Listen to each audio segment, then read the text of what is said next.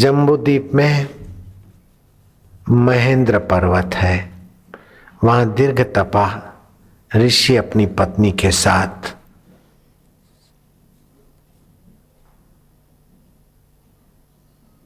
अपना जीवन यापन कर रहे थे। उनके दो बेटे थे, पावक और पुण्यक।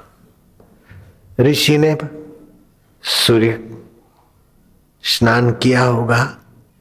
ऋषि पत्नी ने तुलसी मां को जल चढ़ाया होगा, पीपल के पेड़ लगाए होंगे, वातावरण सात्विक किया होगा।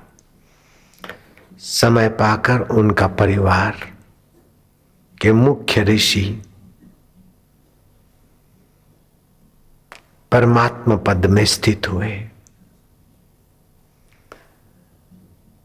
दीर्घतापाजी को मेरा आत्मा ही ब्रह्म है, ये शरीर मैं नहीं हूं, इंद्रियां मैं नहीं हूं, और ये दिख रहा है जगत वो बदलता है, लेकिन जिसकी सत्ता से बदलता है वह चैतन्य ब्रह्म व्यापक है और मेरा आत्मा होकर बैठा है।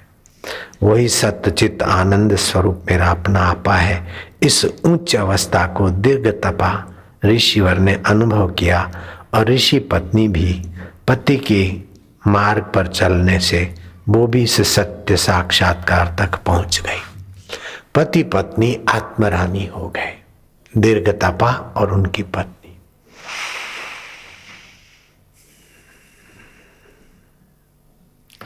पावक उनका बेटा, वो भी माता पिता के मार्गदर्शन में आत्मविश्रांति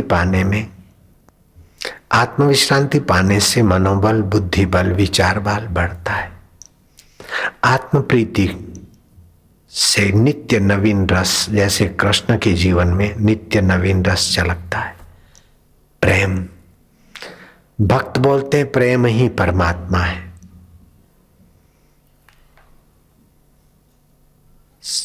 कुछ भक्त बोलते सत्य ही परमात्मा है, और दार्शनिक बोलते हैं सनातन सत्य ही परमात्मा है। और वो सत्य है, वही चैतन्य है, और वही नित्य नवीन प्रेम रस बरसाने वाला, आनंद देने वाला ईश्वर है। सभी लोग आनंद के लिए दौड़ते हैं। सुख में और आनंद में क्या फर्क है समझ लेना। सुख दुख को दबाता है और व्यक्ति को विषय वस्तुओं में आबद्ध करता है। आनंद दुख को दबाता नहीं, दुख को उखाड़ फेंकता है, और सुख से परम उत्तम है। इसलिए आनंद शाश्वतता के तरफ ले जाता है और सुख भोग के तरफ ले जाता है। दीर्घ तपा, उनकी पत्नी और उनका पावक पुत्र आनंदित रहने लगे, लेकिन पुण्यक सुखी जिंदगी बिता रहा था। सुख के दिन भी जल्दी बीत जाते हैं, लेकिन सुख ज्ञान को, विवेक को दबाए रखता है। काल चक्र घूमता रहा, दिन बीते, सप्ताह, महीना और वर्षों की कतार बीती। शरीर वृद्ध हुआ और दीर्घ तपा के आयुष्य के कुछ श्वास बचे थे। ध्यान समाधि करके अपने ब्रह्म स्वभाव में एकाकार हो गए। पत्नी ने देखा कि मेरा भी आयुष्य पति परायणा होने के कारण सुहागिन तो रही, लेकिन अब मुझे भी यहाँ इस तन को, जैसे पुराने कपड़े छोड़ देते हैं, ऐसे इस तन को छोड़ दिया।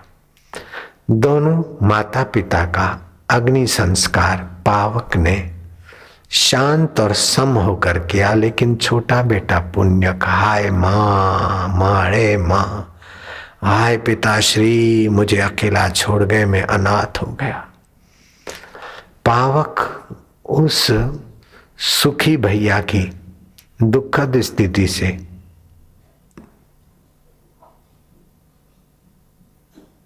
सुज्ञ था। थोड़ा बहुत समय बीता, फिर एक दिन पावक ने अपने दुखी भैया पुण्यक को कहा कि पुण्यक, तू कौन से माता पिता के लिए रोता है?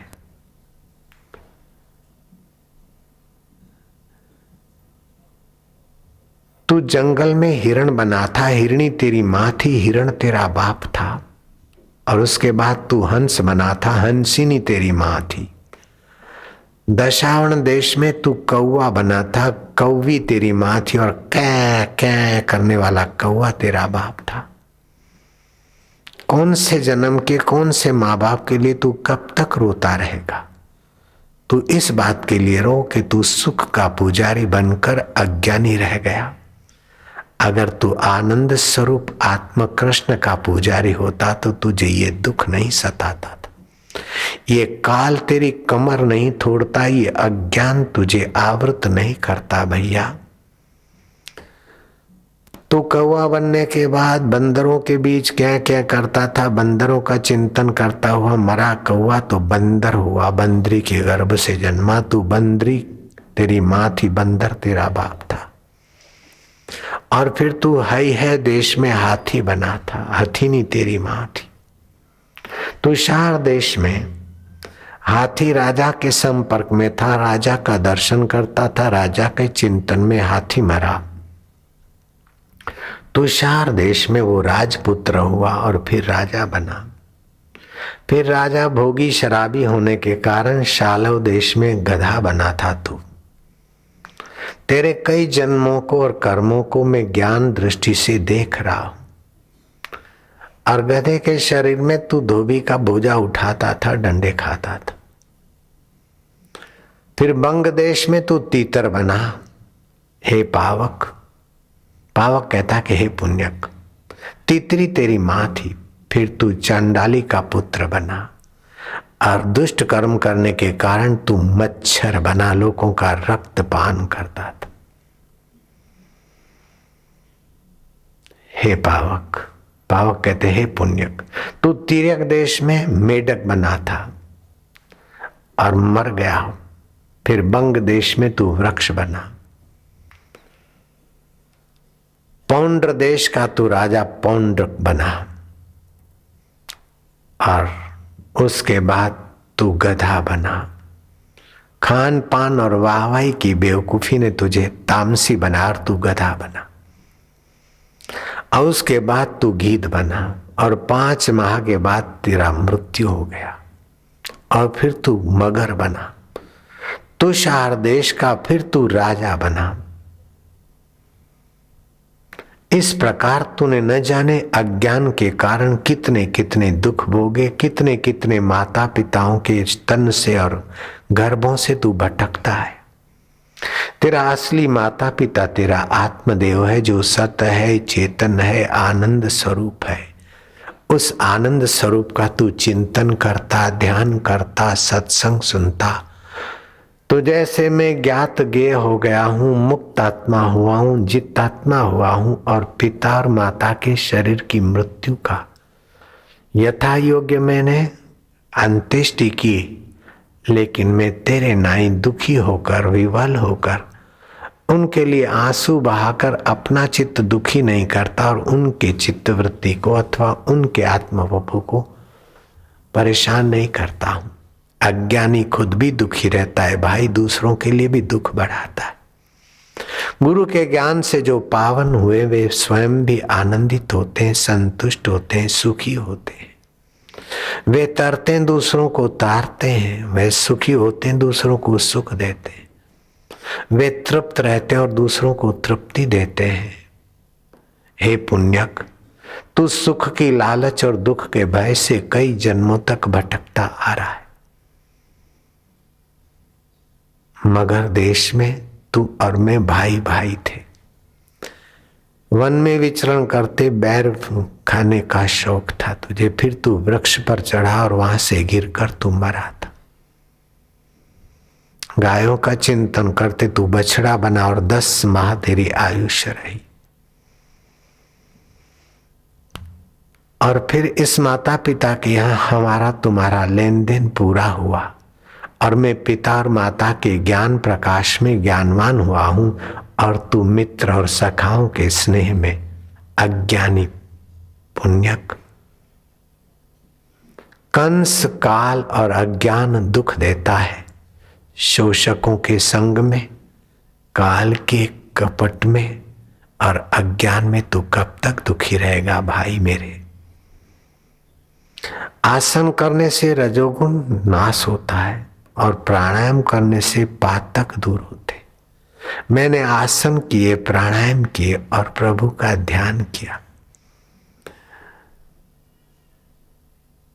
हे पुण्यक, प्राणायामेन पातकम विकारम मानस योगी प्रत्याहारेण। जहां जहां मन जाए वहां से लौटाकर एक जगह पर लगाना।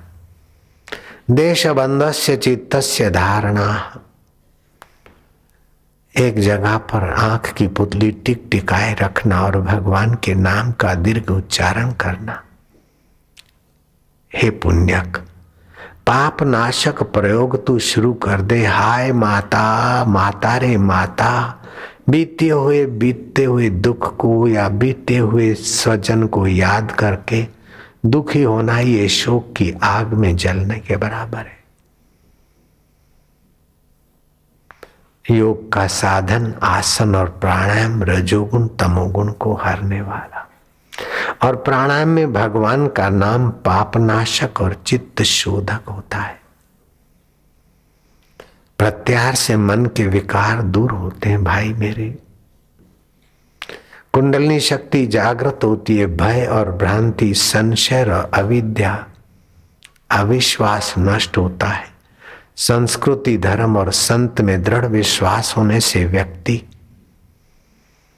स्वयं सुख का स्वामी बन जाता है। वो सुख का भिखारी वस्तुओं से, व्यक्तियों से सुख मांगता है, लेकिन आनंद का अनुभव करने वाला दुनिया को सुख बांटता और आप आनंदमय होता है। हे अनुज, हे छोटे भाई पुण्यक, अभी भी तू अज्ञान को नहीं छोड़ेगा तो कब छोड़ेगा? मनुष्य जन्म में अगर अज्ञान नहीं मिटा तो मरने के बाद अज्ञान मिटाने का कहाँ है साधन? शास्त्र जीते जी है, संत जीते जी है।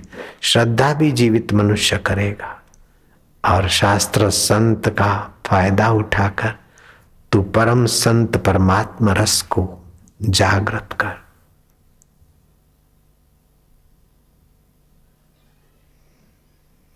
शरीर की शुद्धि, स्फूर्ति और स्वभाव की कोमलता और मन की दृढ़ता, रक्त का शुद्धि और विकारों से निवृत्ति, जठराग्नि प्रदीप, इस प्रकार के बहिर्कुंभक श्वास बाहर फेंक कर 40 सेकंड रोके रखो। जठराग्नि, पेट की तकलीफें गायब होगी। ऐसा 5 बार रोज करो। श्वास अंदर रोको 1.25 मिनट तक, फिर धीरे धीरे छोड़ो। ऐसे 10 बार करो। मनोबल, बुद्धि बल, नस नाड़ी बल, रोग प्रतिकारक बल बढ़ेगा।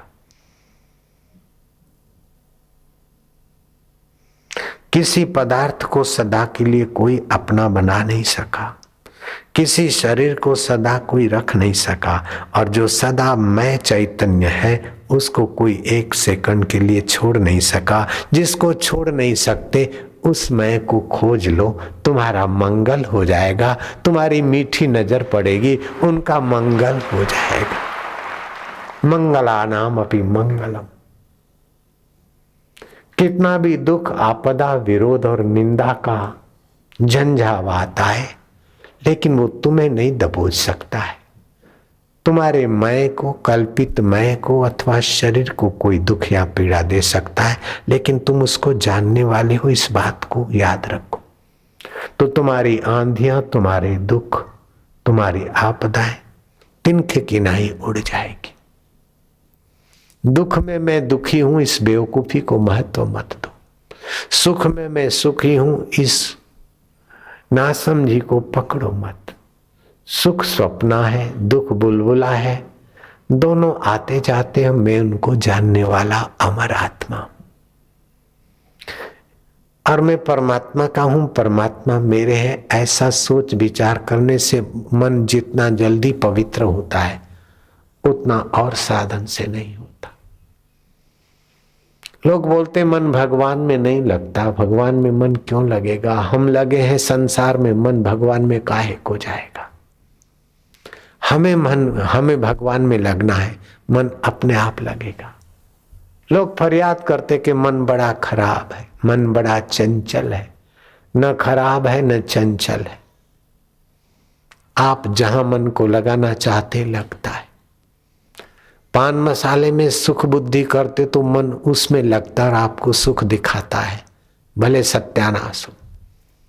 और सत्संग की समझ से आपको सत्संग में सुख दिखता है तो पुण्यात्मा मन तुम्हें बार बार सत्संग में ले आता और पाप मिटाता और सुख का एहसास कराता है। अब साक्षी भाव में सुख है और ऊंचाई है तो मन साक्षित्व में लगेगा। आंधी और तूफान में गुरु नहीं हिलते तो शिष्य क्यों हिले, इसमें मन को लगा दो तो तुम भी हिलने से बच जाओगे। जरा जरा बात को सतबुद्धि से लेकर, महत्व बुद्धि से लेकर अपने को भयभीत मत करो, सावधान रहो। लेकिन इतने जगत के स्वप्न तुल्य संसार की घटनाओं को इतना महत्व न दो कि तुम स्वप्ने को सच्चा मानो और सच्चे को दूर मानो, पराया मानो। सत्य तुम्हारा आत्मा है। फांसी शूली तुम्हें मार नहीं सकती, ऐसे तुम सत्य हो। आग तुम्हें जला नहीं सकती, तुम ऐसे चेतन हो। पानी तुम्हें डुबो नहीं सकता, तुम ऐसे अमर हो। हथियार तुम्हें काट पीट नहीं सकते, तुम ऐसे चिदाकाश स्वरूप हो। मन तू ज्योति स्वरूप अपना मूल पिछान, काय को कपट करना। कपट गांठ मन में नहीं, सबसे सहज स्वभाव। नारायण व संत की लगी किनारे नाव। तो कंस काल और अज्ञान से समाज दुखी है। मैं बड़ा, वस्तुएं मेरी और सब मेरे कहने में चले और अहंकार पोषना, इस कंस वृत्ति का माहौल जहां होता है वहां समाज दुखी होता है। मैं बड़ा भाई हूं, मेरा छोटा आज्ञा में चले, मैं बड़ा सेठ हूं, मैं बड़ा फलाना हूं। अपने को पद से, धन से, विद्या से बड़ा मानकर जो दूसरों का शोषण करता है वह कंस का दर्शन कराता है। काल, काल के तीन भेद, वस्तु, देश काल और वस्तु में काल का प्रभाव, और अज्ञान का दो भेद। अपने स्वरूप का अज्ञान और अपन नहीं है उसको मैं मानना, रस्सी का अज्ञान और उसमें सर्प का आरोपण करना। तो एक अज्ञान फिर होता है विक्षेप। हमने अपने को नहीं जाना और जो नहीं है उसको माना, इसलिए विक्षिप्त रहते। रस्सी को नहीं जाना ये अज्ञान हो गया और रस्सी को सांप माना तो विक्षेप हो गया। अब तुम आरती करो तो सांप जाएगा नहीं, तुम मनोती मानो तो सांप जाएगा नहीं। केवल तुम थोड़ा सा प्रकाश कर दो तो रस्सी दिखेगी, सांप था नहीं, है नहीं, हो सकता नहीं। ऐसे ही सच्चिदानंद चैतन्य दिखेगा, अहम था नहीं, है नहीं, रह सकता नहीं। पानी का रंग कैसा जैसा मिला हुआ वैसा। आंख ने देखा, बोले मैंने देखा। कान ने सुना, बोले मैंने सुना। जीभ ने चखा, बोले मैंने चखा। नाक ने सूंघा, बोले मैंने सूंघा। त्वचा ने स्पर्श किया, मैंने स्पर्श किया। जैसे प्याज की परते परते प्याज को ठोस बना देती है, केले का पेड़, कदली की परते परते केले के पेड़ को, पौधे को लठरे सा बना देती। ऐसे ही मैं की कल्पनाएं आपको, आपके अहम को ठोस बना देती। जैसे केले के पेड़ में पात पात में बात, तो सतगुरु के सच्चे सत्संग में बात बात में बात परते हटती जाती है और परमात्मा प्रकाशते। अपना मैं सत रूप में प्रकाशता है, अपना मैं चेतन रूप में प्रकाशता है, अपना मैं आनंद रूप में प्रकाशता है।